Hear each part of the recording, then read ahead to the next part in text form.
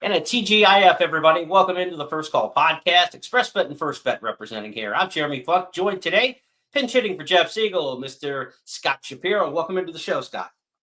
Pleasure to join you, JP. We got great races. I've got big shoes to fill here. One of the absolute GOATs is hopefully he'll be back soon, but hopefully I'm willing and able to help the cause here. Happy to join you. Pinch hitting for Aaron Judge is kind of the way that it goes, I believe.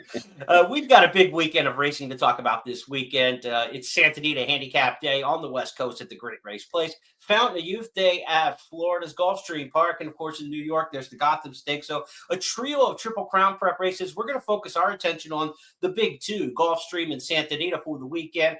For the benefit of those of you on our audio channels, we'll run through the lineup in just a moment. If you're watching on YouTube or on X, be sure to like, share this out, help us build the audience, provide some comments in the comment section as well.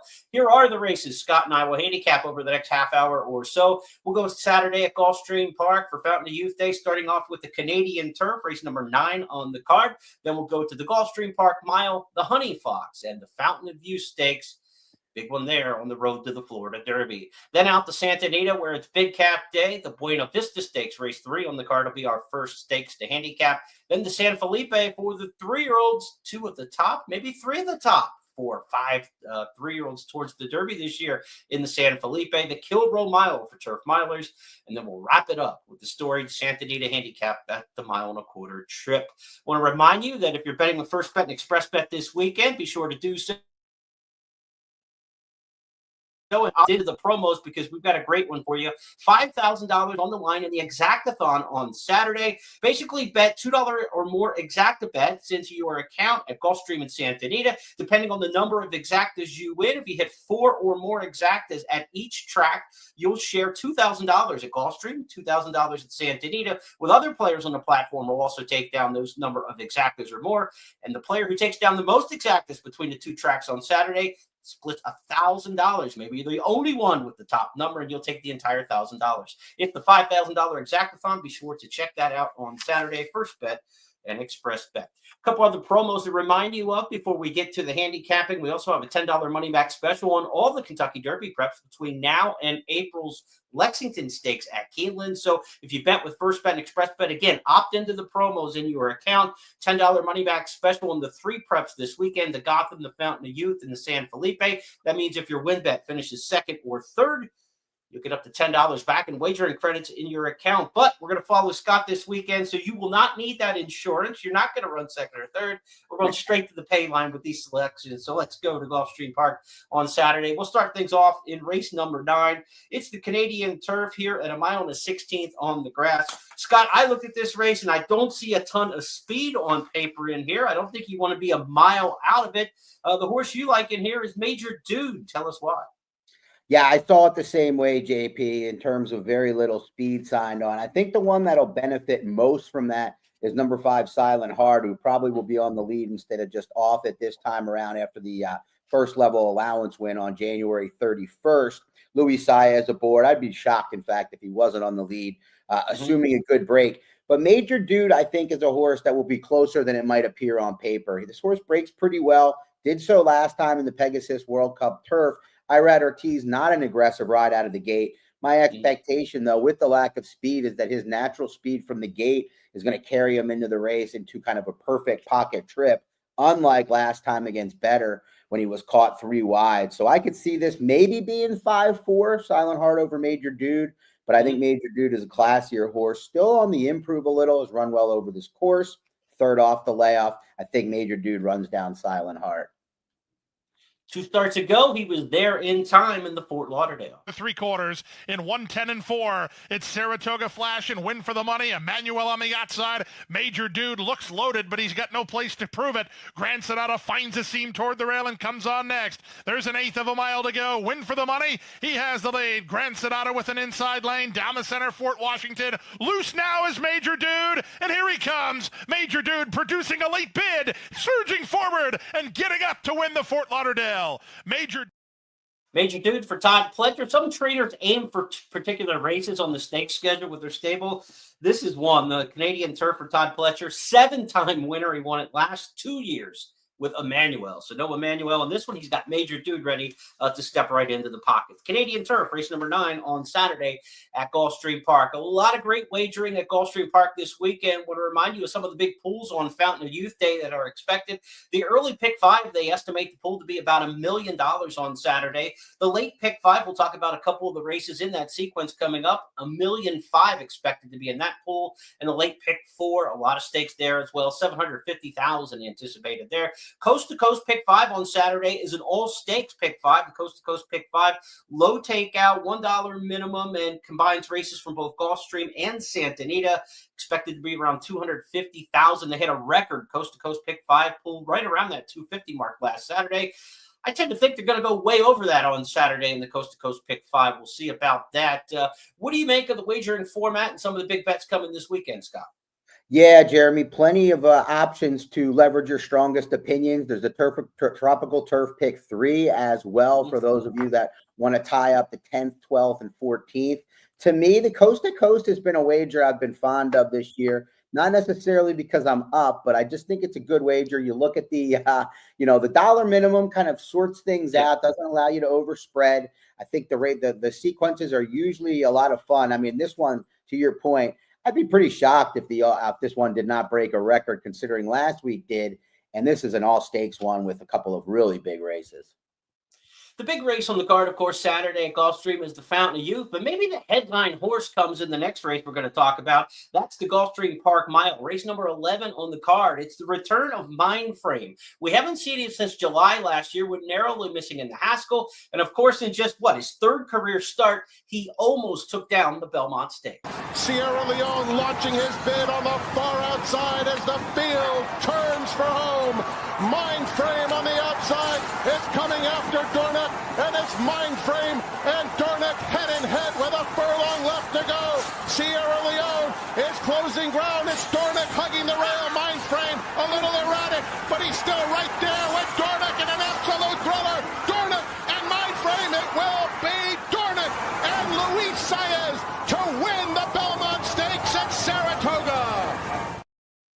What do we get from Mindframe on the comeback? I always say a one-turn mile is the easiest race in all the horse racing for a comeback, because it's a one-turn race, only the one lead change for the horses here. It's not asking them for too much in distance, and the pace is a little bit easier than it is in a traditional sprint race at 6 furlongs or 7 furlongs. So it's a good spot for the comeback, but is it a winnable spot for Mindframe?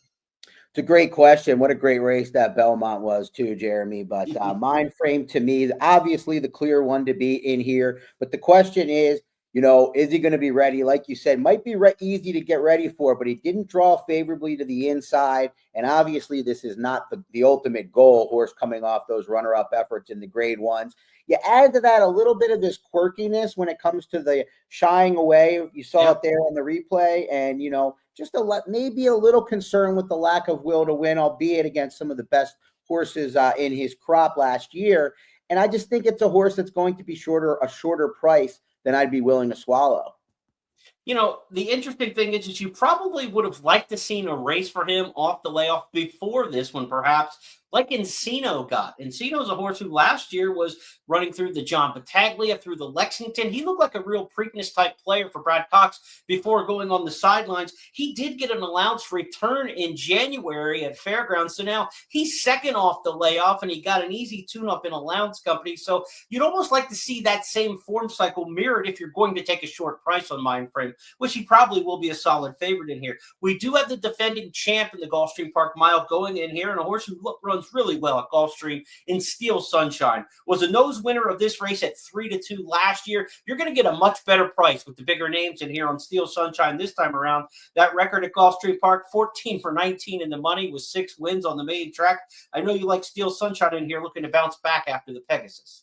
Yeah, Jeremy, I just think he's the known commodity amongst them. You've got 2 horses that are, Encino did not run fast enough to win these races last year. And he had, a great, like you mentioned, good return race, but it was a 4-horse field where he broke on top and just jogged around there at 1-9. So not really sure too much what we can take out of it, other than it's good that he got, a paid workout in there. Right. But to me, you've got 2 horses. We just mentioned potential questions with Mindframe, and Encino still has to prove himself.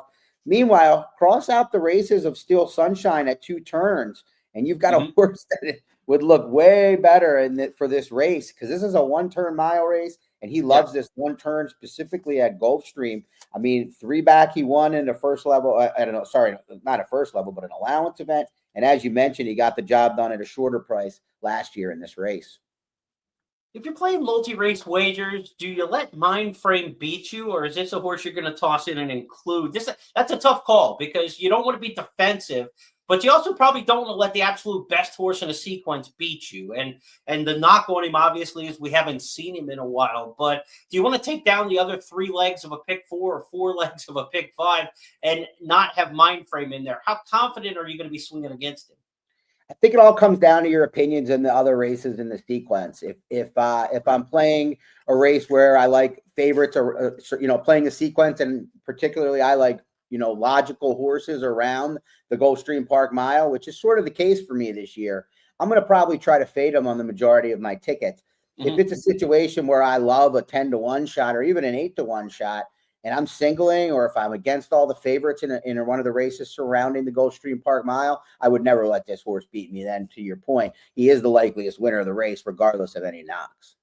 All right, let's go to race number 12, Saturday at Gulfstream Park. It is the Honey Fox, named for one of the better turf mares back in the early 80s, won the Orchid, and she won races all over the country. She won at Gulfstream. She's got the stakes named for her there, but big stakes winner in New Jersey, California, and all the way to New York, so coast to coast. Honey Fox, she's the stakes name here in race number 12, but the trainer that you got to watch in this race, the last 3 years running, has been Chad Brown. He won it last year with Chili Flag, Faith in Humanity 2 years ago, and the Speedy Filly in Italian 3 years in a row. So if you want to look for Chad Brown, you don't have to go far. Top of the program page, he's got the one in here. Tax implications. Big deep closer making the first start at Gulfstream Park for this one. Do we go with Chad Brown and just say, look, it's affiliate mare turf race, it's Chad Brown, do we go with it, or do you got another opinion in here? I've got another opinion. I think tax implications will probably end up getting a good trip. I hate the wide posts in these 2-turn turf races, particularly the shorter the distance at Gulfstream Park, and being to the inside is never a bad thing unless you get caught in traffic. But I prefer someone that I also think will get an inside trip and get the jump, and that's number 2, See You Around. I think this is a wide open race, Jeremy, the Honey Fox, and I didn't want to swallow chalk. I don't think See You Around is going to be a huge price, but I'm just looking at who I think is going to get the best trip. And when I look, I think Special Juan, and as well as In Our Time, will be the prominently placed runners. Maybe Infinite Diamond. It seems to me that Irad's just going to be able to swoop right into a pocket type trip here on a horse that has a win over in the only start over this surface and is second off the bench.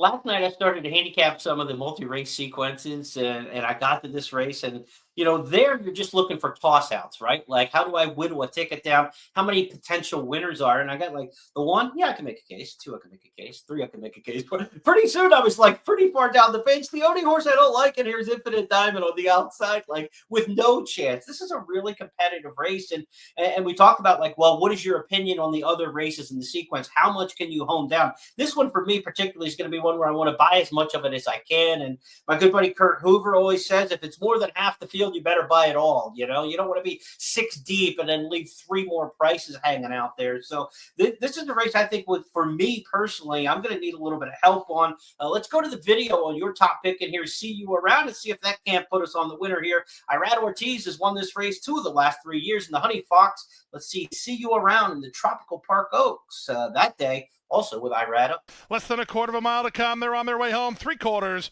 1:11 flat. The leader In Our Time. Now time to go to work for See You Around. She's 2 lengths off the leader with a 16th to go. Here comes See You Around after In Our Time. In Our Time almost home. See You Around starts to lengthen that stride. See You Around getting up. See You Around wins the Tropical Park Oaks.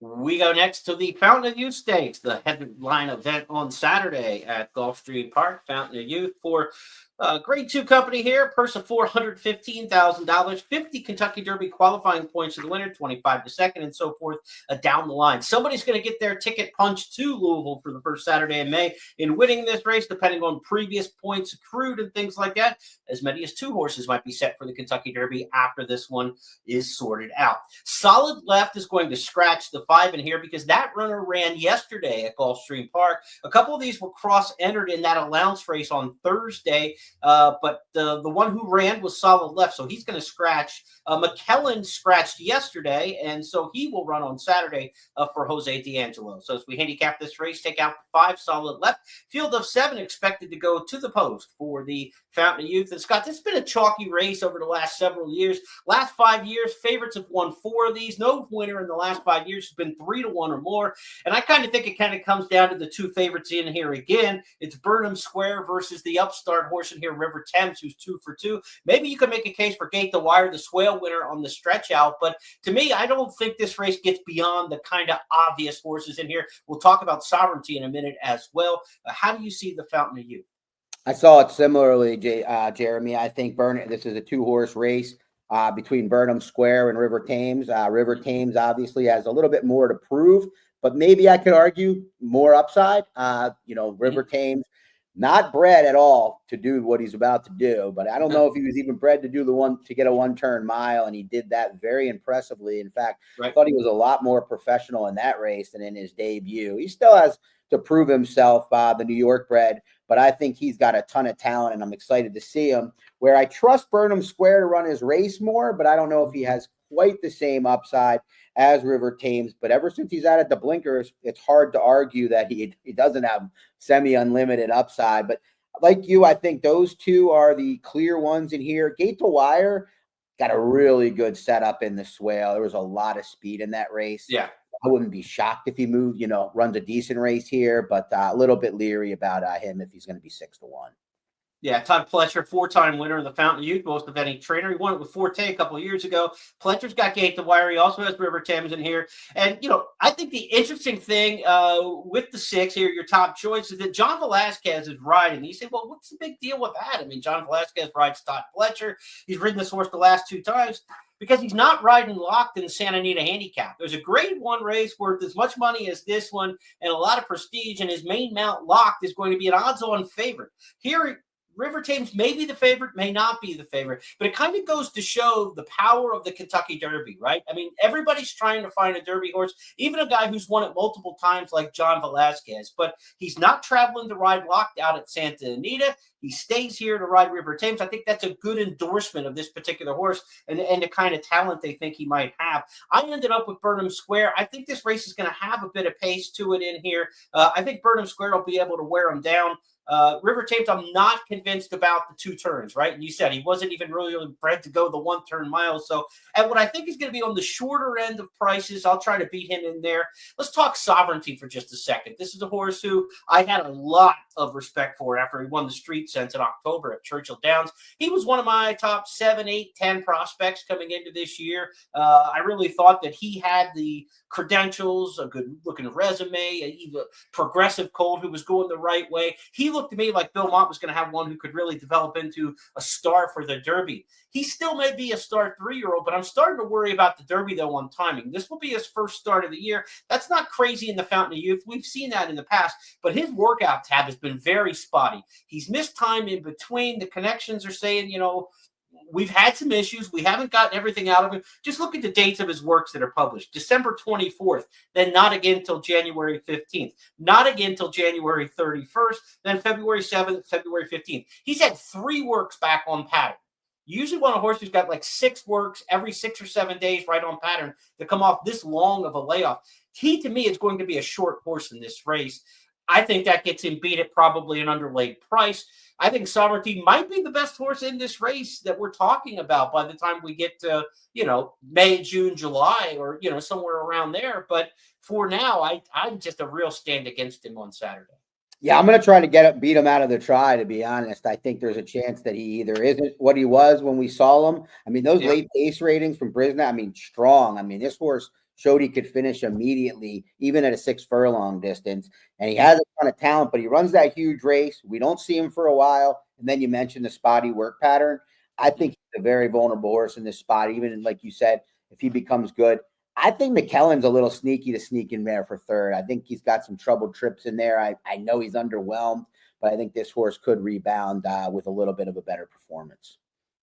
But your top pick in here is going to be River Thames. Let's let the fans take a look at him winning last time out in Allowance Company. At the top of the stretch after 3/4, it's River Thames for a narrow lead. 3/4, 1:10 River Thames turns first on top. Rolando tries to stay with him second. Super Times is third. They're an eighth of a mile from home, but River Thames has a gear the others don't have. He's now opened a 5-length lead in a hurry. Rolando is tiring, trying to hold on to second with Super Times, but River Thames proves his debut run was the real deal. He'll win here, wrapped up by 4 lengths. Super Times is up for second. Rolando ran third.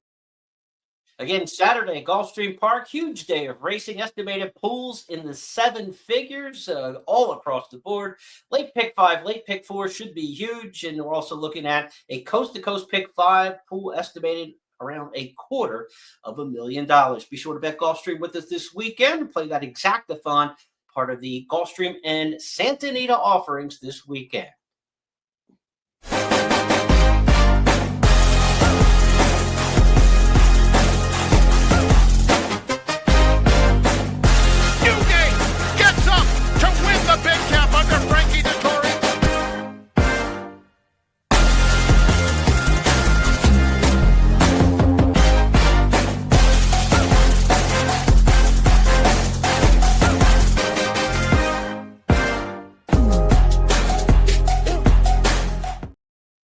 Santa Anita Handicap Day coming up under the shadow of the San Gabriel Mountains this weekend. Should be a fantastic day of racing. Scott, the big cap's not what it used to be, of course. I mean, you talk about a race that goes back to the first couple months of the track's existence, created in the spring, opening winter, Christmas weekend of 1934, and then the big cap coming along a couple months later. It's been there since the very beginning, but the place on the calendar for the big cap isn't necessarily what it used to be, right? There are races now like the Saudi Cup and the Dubai World Cup, the Pegasus World Cup, even within the family of racetracks that take away a little bit from the big cap. We'll talk about the main event in a bit, but just on these big days of racing, this is one for me that's always been a special one. I love this day at Santa Anita. Yeah, me as well. I was fortunate enough to be out there and attend it 5 years in a row. And like you mentioned, the history of Santa Anita itself, one of my, the best venue in the country. I've never been out of it, but the history there speaks for itself. And then this race kind of tops the list. The winning horses in this race, the winning riders, the winning trainers, basically a list of Hall of Famers. Big day of racing, and it'll be televised nationally. CNBC will have a broadcast that includes all the big Kentucky Derby preps on Saturday. It's the first racing tour. We've got you for the Fountain of Youth in San Felipe, live on CNBC, 5 o'clock Eastern for the broadcast. Be sure to check that out. Also want to remind you the Ultimate Betting Challenge coming up this Saturday, $6,000. This is one of the high roller handicapping tournaments around the country. You can qualify for that Ultimate Betting Challenge today with a super low ratio qualifier, $1,000 entry fee Friday, as you can play that with Gulfstream and Santa Anita races for the Ultimate Betting Challenge on Saturday. Again, $6,000 handicapping tournament. Good luck to the players taking a shot at that. Let's talk about the Santa Anita Handicap Day card now at the Great Race Place. We'll start things off in the Buena Vista Stakes, race number 3 on the card. This is a Turf Mile, grade 2 in here. Scott, not a huge field. We've got a field of 7 in this one, and the pace should come from the outside. Omaha Girl, Tierra Patty down on the inside's got a little bit of pace as well. Maybe that sets it up for a filly who was really good last time, Rashmi. You saw it the way I did, Jeremy. I think Tierra Patty looks maybe, you might quick look at the last race. Don't judge the lack of speed of this filly based on that big stumble at the start. But I think Jose Ortiz aboard this Jonathan Thomas trainee will send from the rail. And then Omaha Girl, not a runoff, but borderline. This horse almost certain to be sent from the outside. I think that lands Tirapati's stablemate, number 5, Rashmi, in a perfect position, much like last time in the grade 3 megahertz. This horse continues to move forward nicely from a figures perspective. It's hard to knock what she's done. The only recent loss is at 1.25 miles at 25-1 to She Feels Pretty going 1.25 miles. I think Rashmi looks pretty tough in here. Yeah, Eastern-based Jonathan Thomas has had a good meet with horses out at Santa Anita, including a couple stakes winners. One of those was the Megahertz Stakes with Rashmi. If she repeats this performance, she'll be tough in the Buena Vista. Mahina has saved every inch of ground. She'll cut the corner as the field turns for home. Here comes Sariha on the outside, along with Rashmi. They have to get to Rashmi, who has the lead. Rashmi's in front. Mahina is on the move in between horses. Liguria is next. Sariha did not go on, and it's Rashmi by 3.5. And Rashmi, powerful performance in the Megahertz. A no doubt about it victory. Mahina and Liguria. Other one to watch and hear from me is Uncorked the 2, just a total flip of the post. Last time out in the Golden Cova Stakes at Del Mar on Breeders' Cup weekend, 10 out of 10 going a 2-turn mile. Now gets the 2-hole. That's a good sign. Rakia was just dominant on the front end that day. She closed and ran second against a winner you're just not going to reel in when she got the trip that she did that day. So I give Uncorked a shot in here. And of course, anytime he got Phil D'Amato in one of these turf stakes at Santa Anita, he won this race 2018, 21, 22. He's usually got him set up here. So I'll take Uncorked underneath Rashmi in here. That's the way I see it. Let's take the 5-2 exacta in the third at Santa Anita. Let's go to the 8th race on the card at Santa Anita on Saturday. It is our big Kentucky Derby prep on the West Coast so far this year, and maybe around the country. If I'm right about the way I rank the horses in the Countdown to the Crown scouting report each and every week, this is the race of the year so far in the San Felipe, because I've had journalism ranked number 1 for most of the year since his win in the 2-turn race in the Los Al Futurity. I think Barnes is right there in the 2 slot for me, and I think Rodriguez is right in there around the 4 or 5 slot. I just think this is a race, while we only have 6 in the entry box for the San Felipe, 3 of them are very, very legitimate Kentucky Derby contenders, Scott. I couldn't agree more. Easily the strongest up top field of the year. Maybe not from a wagering perspective, but there's definitely ways to include this race in wagers and still find a way to find value. And I think it's interesting. You know, Barnes to me has stood out. $3.2 million purchase from Zidane Racing Stables, and not really that bred at all on the Dan side. So clearly, you know, a horse that they targeted at that sale, the FTS August 2023 sale, and it's just been managed all along like Bob Baffert thought this was his best young horse. They take him to Churchill Down to break his maiden with the bigger purse, bigger field, does that, was still green, and then last time really cemented himself in the San Vicente. I think that, you know, there's other talent in here, but until proven otherwise, I've got Barnes at the top of the crop. You look back at his pedigree, he's by Into Mischief, who can obviously get classic horses, but also sprinters. And then the dam side of the pedigree, you see the dam side of American Pharaoh, and you say, well, what are you worried about? But the dam side of this pedigree is almost all sprinters. You go back, the third dam is Dream Supreme, one of the best 7-furlong sprinters we've ever seen, I think, in the filly and mare rank. She was just absolutely stone cold 7-furlong sprinter in the Steinbrenner Silk. So Barnes hasn't gone the 2 turns yet, but Bob Baffert's done something interesting in the morning that he does, not a lot of other trainers do. He's been working 6 furlongs a lot. Yes, a lot of trainers do that, but he doesn't do it from the 6 furlong pole to the wire. He runs it from the half-mile pole past the wire into the clubhouse turn and clocks that way with the 6 furlong work. And it's basically a pseudo 2-turn workout that the horse gets, you know, a little bit more used to lead changes and what's going to happen when they extend out around 2 bends. I think it's a shrewd training move. Not a lot of trainers do it that I'm aware of, and Baffert's had success with it. And you see Baffert gets a lot of these horses who on pedigree you don't think are going to be classic horses and get there. American Pharaoh was out of a Yankee Gentleman mare, and you just thought, okay, this is a miler, right? Never going to run further than a mile. And of course, he swept the Triple Crown with relative ease, except other than, you know, the stretch run in the Derby was hard work for him. But you know, Baffert can get them the distance. There's no question about that. We'll see if Barnes can get the trip and get the 2 turns. I think journalism is the play on Saturday because I think he's the better Derby prospect. But at 1.16 miles here, Barnes is going to be probably the sharper horse of the 2. But from a value standpoint, I don't see these 2 horses as night and day difference. So if it's going to be 3 to 5 on one of them and 3 to 1 on the other, I'll take the 3 to 1 on the gamble this time around, but I do think it is absolutely advantage Barnes in here. Another thing, and maybe I've overthought this a little bit, but Baffert's orchestrated these races so far at Santa Anita, right? The Lewis, he had all the speed. In the San Vicente, he had all the speed, even though that race was 7/8. Nobody's kind of orchestrating a sprint race. But now you've got a situation where Flavian Prat is riding Rodriguez, and Barnes is opted for by Juan Hernandez. Hernandez rode last time against some of the Baffert horses, right? In the race against Citizen Bull, Hernandez was aboard Rodriguez, and he just kind of played the laissez-faire, right? I mean, just stay back here and let him go. I don't know that Pratt is going to ride to like a defensive instruction so much. He's not based in Southern California year-round anymore. He's riding mostly Brad Cox horses on the trail to the Triple Crown. I mean, yes, he's riding here aboard Rodriguez, and he doesn't want to sting Baffert by any stretch, but I don't think he's going to be completely passive. I think Pratt would be more aggressive against Baffert than Hernandez would be against Baffert. And therefore, I think you're looking at a situation where Rodriguez might push Barnes a little bit more than what we've seen in the first two legs of the Santa Anita Derby series amongst the Baffert horses. If that's the case, it gives journalism another shot. But I would be remiss if I didn't mention with journalism, he did miss a workout in January that kept him from running in the Bob Lewis Stakes. So he is behind a little bit on schedule. He's had a very good work pattern since then and good visual works. You can go to Watch First and check out all these workouts, firsttv.com and on Twitter at Watch First.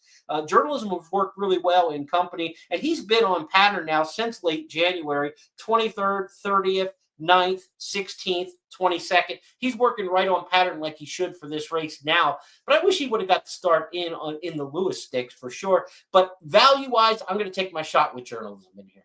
That totally makes sense to me if these morning lines play out or close there to it. And there's no way journalism is going to be anywhere near the price of Barnes. I don't disagree with you.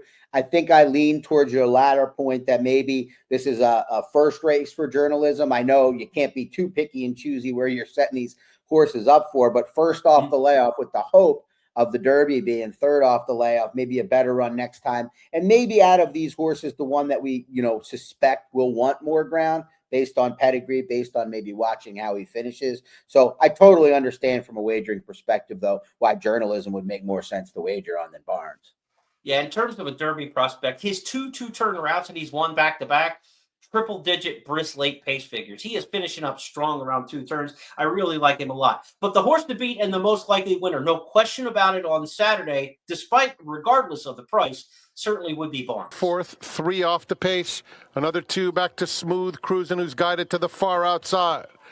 Less than a half mile to go, and it's McKenzie Street. The pace is moderate. 3/4 of a length to Barnes, sticking right with him in second. Romanesque is very eager in third. Another neck back to Bullard, called on now outside of him. And Smooth Cruising 3 wide, coming to the quarter pole. Barnes makes his move. And there goes Barnes, opening up a length and a half quickly on McKenzie Street in second. Bullard set down. He's under serious pressure as Barnes turns for home. Fuller run in the San Vicente, opening up by 3. Romanesque rallying in between horses. Bullard on the outside, but it's a 1-horse race coming to the 16th pole. Barnes is a beast. Another San Vicente for Bob Baffert. This time it's Barnes, handridden to a 6-length victory. Another San Vicente for Baffert. He'll try to get a 10th San Felipe on Saturday, a race that he's won 9 times. Let's go next to the Kilroe Mile, race number 9 on the card Saturday on Big Cap Day. Kilroe Mile, named for Jimmy Kilroe, the longtime racing secretary at Santa Anita for almost 40 years. Hall of Famer, one of the great executives in racing. The Kilroe Mile, grade 1 race here, 2-turn mile. Who do you like in this particular one, Scott? It's been a race where some older horses have had success in here. Last 8 years, 4 winners, 6-year-olds and up, and we've got some horses who are veteran stock in here.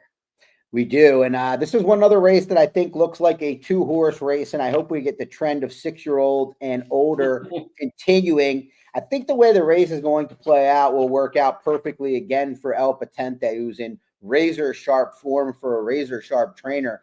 Dan Blacker, he won in Saudi, of course, with my racehorses, Straight No Chaser. He's won his last 4 starts at Santa Anita as well, and I believe is 6 for 9 for the meet. And this horse is in great form. He's got a great turf rider in Hector Berrios, and I think he's going to get a very favorable trip with Air Force Red down on the inside, Cabo Spirit to the outside. I think those two are the likely pace setters. Even if one of them doesn't break well, I don't think it necessarily hurts. It might even help El Potente's chances. He's capable of going to the lead even, but he's really learned to relax under Hector Berrios. Third off the layoff, I think El Potente as the 2-1 second choice has the edge over the favorite Mi Hermano Ramon. Will get the jump. Also didn't have to travel all the way to Gulfstream for what was probably a race that was very important on the schedule in the Pegasus World Cup turf for trainer Mark Glatt. Yeah, El Potente just gets to stay home for a Blacker Barn that can't miss right now. This horse is 2 3/4 lengths away from winning 9 in a row. When you talk about turf racing, the margin of defeat is narrow in the ones he's lost, and he's won 6 of his last 9, including the Thunder Road last time. 3, Astronomer between horses, Cabo Spirit at the rail, Paxawallop drops out of it, down at the rail, Seal Team is trying to make some late headway as El Potente and Hector Berrios put away Air Force Red, Seal Team running on willingly, but El Potente is lights out, a tremendous effort out of him. El Potente dominates the Thunder Road. Seal Team was second best, photo for third, Air Force Red and an oncoming. Almandari is one I'm going to throw in there on the underneath as well for Antonio Frezu, riding for Phil D'Amato, a horse who's freshened up now, might come back running off the layoff. So I give Almandari a shot for the underneath, but I agree. El Potente, Mi Hermano Ramon, those are certainly the top runners at the head of the list for the Kilroe Mile. Let's go to the Santa Anita Handicap next. It's the big one at the Great Race Place, 1.25 miles here. We've got a couple shippers from the East and the Midwest that we don't always get in the big cap. It's been back since Jimmy Jerkins won this race with Shaman Ghost, that we saw a horse from the East in 2017 win the Santa Anita Handicap. There have been a couple horses that were transplanted from the East out to John Sadler and became West Coast horses who've had some success in this race. But these are true shippers that aren't coming out here to stay. They're coming out here to try to take down the purse, the $400,000 or $300,000 of the Santa Anita Handicap. That being Hit Show and Locked. Hit Show for Brad Cox coming off a win in the Louisiana Stakes down at the fairgrounds. Locked coming off a second-place finish in the Pegasus World Cup for Todd Pletcher, that at Gulfstream Park. Is it one of the shippers? Do the locals have anything to hang their hat on in here? You've got Express Train, who won this race a couple of years ago. Does the 8-year-old have another punch in him after winning this race in 2022? Or are we talking about shippers exclusively here?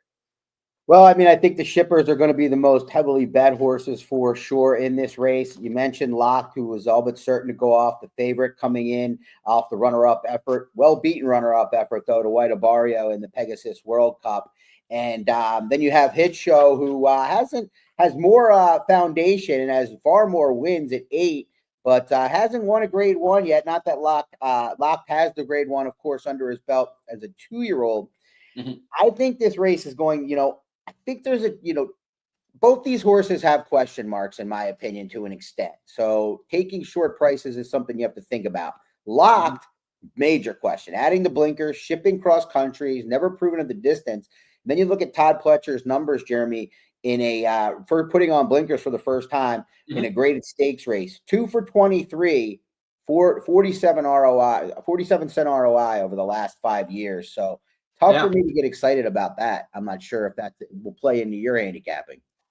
Yeah, because blinkers are a move that are either to get a horse involved in the race earlier or to get them to focus. And when you're talking about an elite level horse like Locke, we shouldn't be talking about problems at this stage, right? So the blinkers on is almost an admission that we got to do something here. And his form is obviously very, very good. He's won 4 of 7, but the second place finish, a runaway winner to behind White Abarrio last time. They're trying to shake it up in here. I don't know if he gets the 1.25 miles. He's only run 3 2-turn races in his life. He's got a win, a second, and a third. He's dominated around 1 turn in his races, and the 1 turn and the 1 win he has around 2 turns was at Keeneland in the Breeders' Futurity when they used the 16th pole finish line. So he really hasn't had a full stretch run 2-turn victory. He's only had 2 attempts at that, but he has had that opportunity. It's not a long stretch run at Santa Anita by any means, but it's certainly not a 16th pole finish line that we're talking about. And I think he's going to be challenged in here in 1.25 miles because it's not the longest stretch in the world, but it is at the end of the longest race of his career. And how much will Locke still have left in the tank in 1.25 miles? I think Hit Show should get a really good trip in here. They're both going to carry co-top weights at 124. Flavian Pratt's got the mount on Hit Show. He hasn't ridden this horse since the Oklahoma Derby at Remington back in 2023. Pratt gets the mount in here. Of course, Pratt also out riding in the San Felipe, riding Rodriguez for Baffert. But I think Hit Show for Brad Cox is the reason Pratt is here and maybe not at another venue over the weekend. So Hit Show to me, I think, is the horse to beat in this at 1.25 miles. Miramati, maybe the best of the local hopes in here just because of his brilliance and speed. How far he can go, though, is a major, major question mark.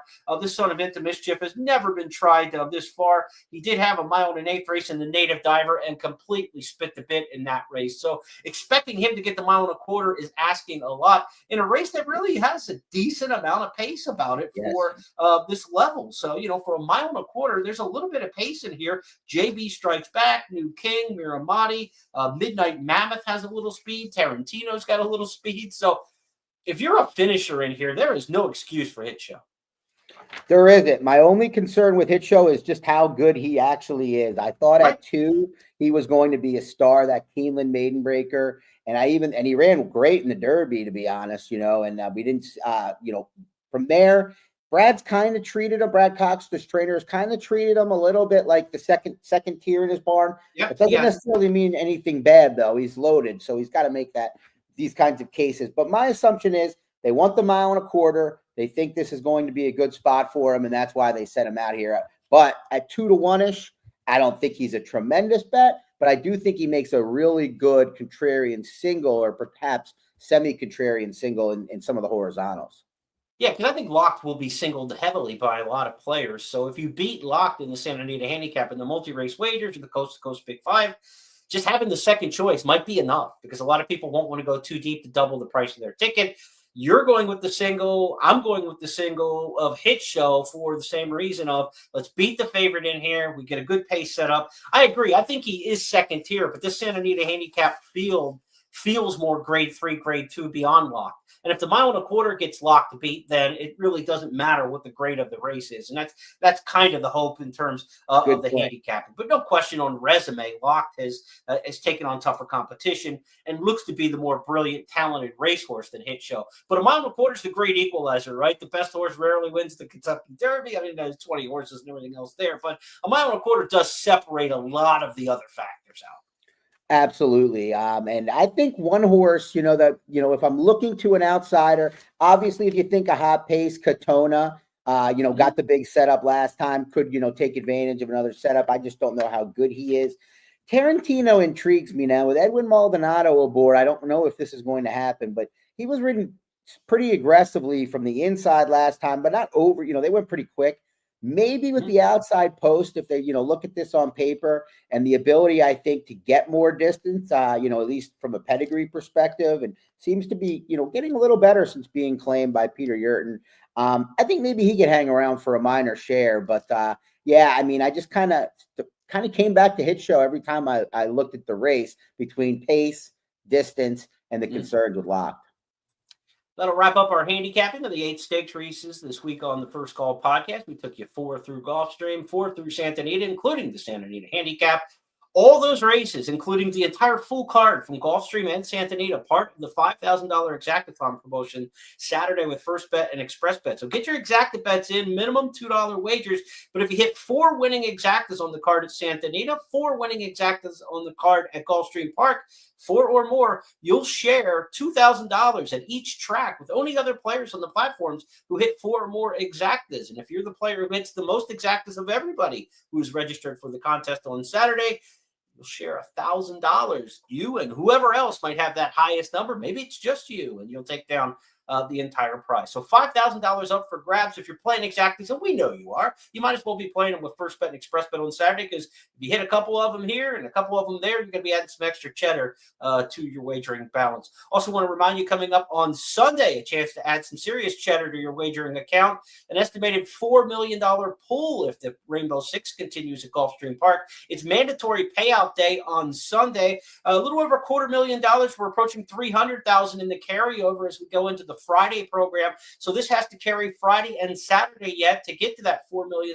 estimate on Sunday. But win, lose, or draw, it's a mandatory payout in the Rainbow Six coming up on Sunday for Gulfstream Park. So be sure to play that with First Bet and Express Bet. Looking forward to all the Gulfstream action on Sunday with a mandatory payoff there at Gulfstream. Scott, been a pleasure handicapping with you over the last half hour or so. Hope you hit some winners this weekend and take in all the action. Want to remind viewers out there that I'll be back on Tuesday with the It's Official podcast, wrapping up all the weekend's hot topics. Maybe even throw in a little Luan Machado getting sued for misjudging the finish line talk on the It's Official podcast this weekend. Should be a lot of fun when we get to It's Official on Tuesday. But we got a lot of great racing over the next couple of days, partner. We sure do. It's one of the more exciting days of the winter with the Derby prep races. Of course, the big cap on top of that, and a ton of great wagering opportunities, like you mentioned, in all the pools, the tournament, big times, big happenings for First Bet. And I'm looking forward to hopefully profiting off of it. You can follow more of Scott's work on the blog section at firstbet.com, news.first.com, and at expressbet.com. Also does the Horse Sense podcast with Bailey Armour, so be sure to check out that as well on the YouTube page for ExpressBet. All of the action that Scott covers throughout the course of the week and the handicapping picks and blogs that he has for us, be sure to check all those out. I'll be back on Tuesday, but between now and then, have a great weekend, everybody, and we'll talk to you then.